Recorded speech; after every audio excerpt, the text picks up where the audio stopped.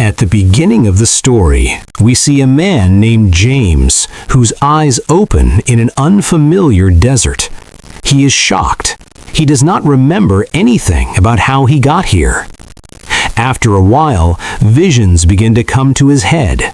He sees himself in New York, in his own home, because New York was his real life. But what suddenly happened that led to him ending up in this unknown place? Before he could find the answers to these questions, gunshots rang out from all around. In the foreground, an old man named Mark is being chased by a group of armed men with dogs. In the gunfire, Mark is shot and injured. The brave James saves him and brings him to a cave. Standing on the threshold of death, Mark says to James, "You seem new here. I don't have much time. Just do me one thing. Go to the village and tell the girl at number 554 that Mark has escaped from here. But please, don't tell her that I am dead. Then her hope will be over." Saying this, Mark breathed his last.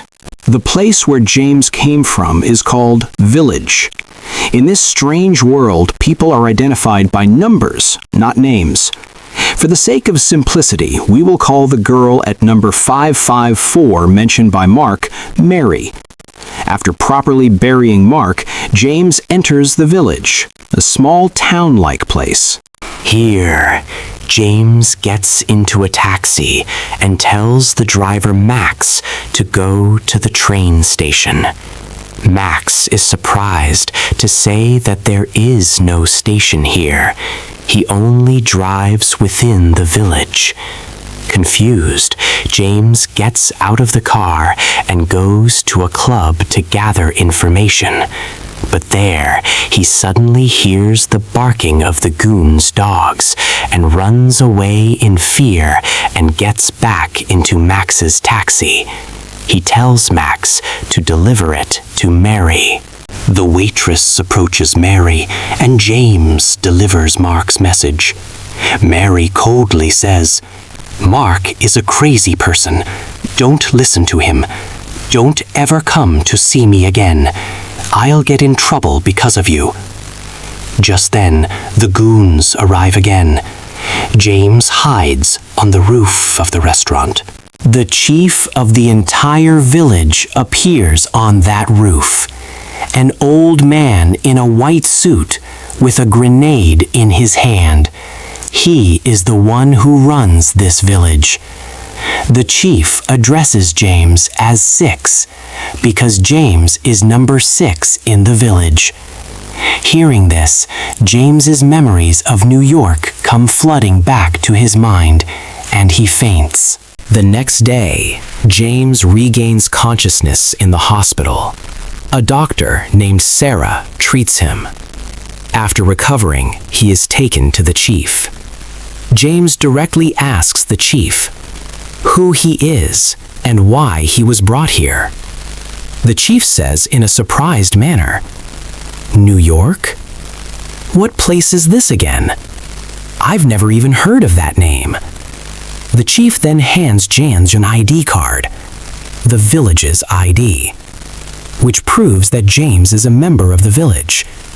But James thinks that everything is a lie. James is sent to his home, a village house, which looks exactly like his home in New York.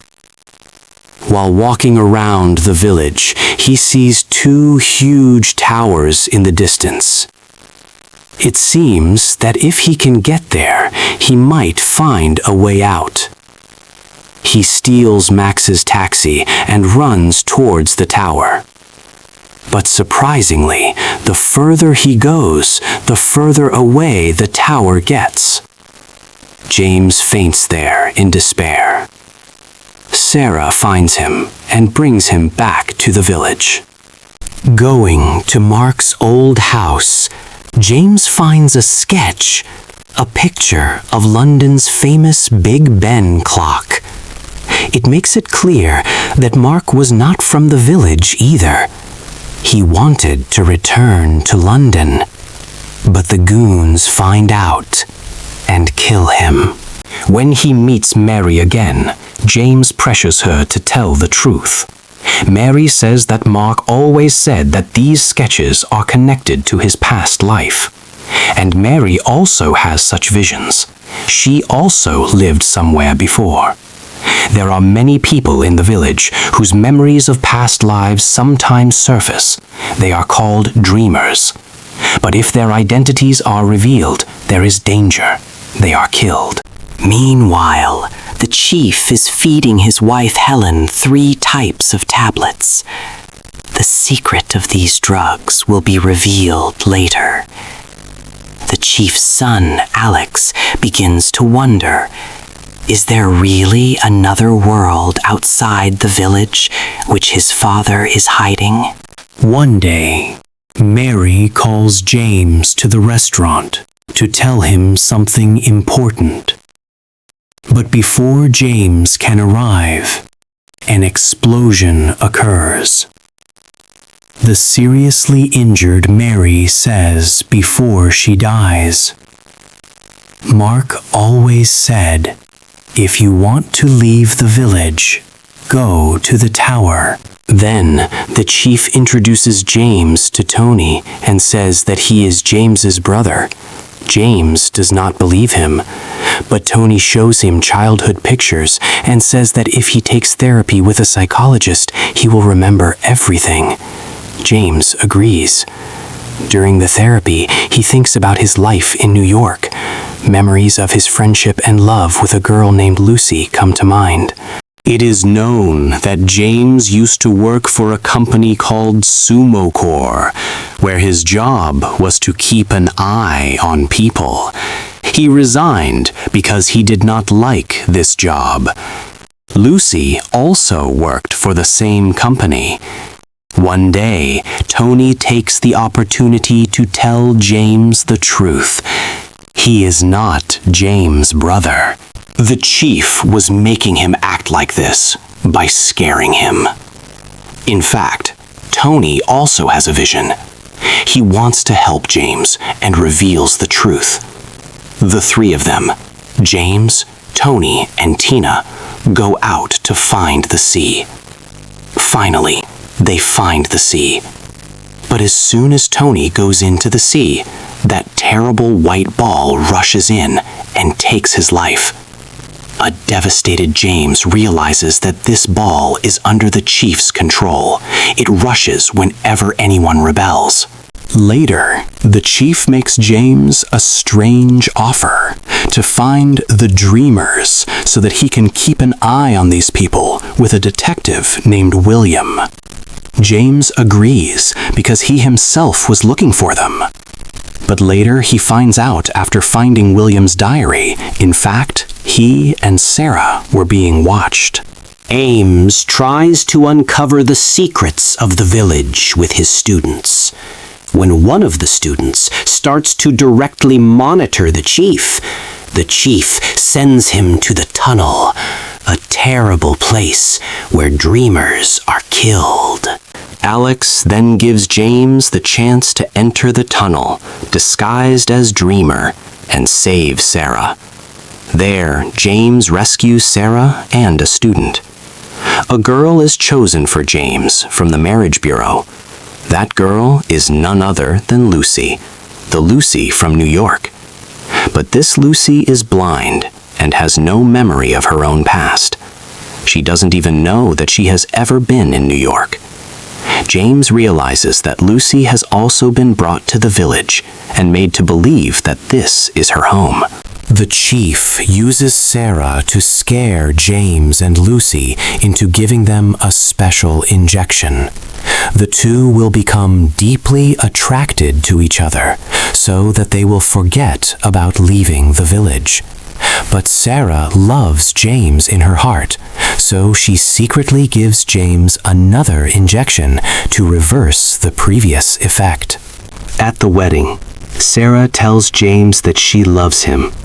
Lucy leaves in a state of shock. When James follows her, Lucy tells him the truth. Yes, she is the Lucy from New York. The chief had planned to use her to keep James here. Lucy, overcome with guilt, then jumps into a large hole and commits suicide. Max is standing next to that hole. He himself came to commit suicide in grief over the loss of his daughter. James stops her and says, "Giving up your life doesn't solve anything. We will find a way out together." When James goes to the chief and says, "You are responsible for Lucy's death. I will avenge it," and leave. At night, when Alex asks the chief for the truth, the chief tells him, find out everything from his mother. He also gives Helen's house key. When Alex asks Helen back to her senses, Helen tells him the truth. Many of the village's residents have been brought in from outside. Only those who came from outside can get out. But you don't exist anywhere outside the village. You are a child created by our brain. An imaginary version of himself appears in front of James, who wants to kill the chief. This imaginary James is actually a manifestation of James's suppressed anger and desire. An imaginary version of the chief also appears because Alex suspected him and he broke down inside. James encounters the imaginary chief in the church. He says, "There's a beast hiding somewhere inside people. You can kill me now if you want." But the real James stops his imaginary self. "We can't win like this. We have to be one." With these words, the two beings become one, and the imaginary forms of both merge. Because they have managed to control their emotions, now the real curtain of the mystery is raised. In a control room in New York, James sees numerous computer monitors, all showing live video of the people of the village. He recognizes them all. These are the people he used to watch when he worked for the Sumo Corps company. The chief then reveals all the secrets. The village is actually a mental experiment world, a fictional world controlled by Helen's extraordinary mental powers, which only exists in people's minds. The chief and Helen were never parents. Together, they created this experimental world. The purpose was to give society's troubled people a second chance. In this fictional life, they can correct their mistakes and return to real life and live better lives. That's not right. You can't experiment on people without their permission. But the chief says, "You chose these people yourself when you were doing the right thing." Alex kills his mother in anger after learning the truth, and then takes his own life. Helen's death causes cracks to appear in the village one after another, because she was the driving force of this world. The devastated chief tells Max, "I'm going to hand over the responsibility of the village to James. He's the only one who can handle these people." The chief then leaves the village himself. In New York, the chief presents Sarah's story to James. Sarah suffers from deep depression from childhood trauma. In her vision of the village, she sees herself hiding in a cardboard box. The chief says, "If you can keep Sarah happy in the village, she will recover in reality. If you want, then take full responsibility for the village. Put Sarah in Helen's place." The people of the village also demand in one voice, James should be made the new chief. James agrees. He takes over as the new director of the village. After the chief removes himself from the village, he and Helen return to real life, peacefully, with smiles on their faces. And in the village, James and Sarah create a good, warm world together, where the lost people have a new chance to live. Thus ends the mysterious chapter of The Village.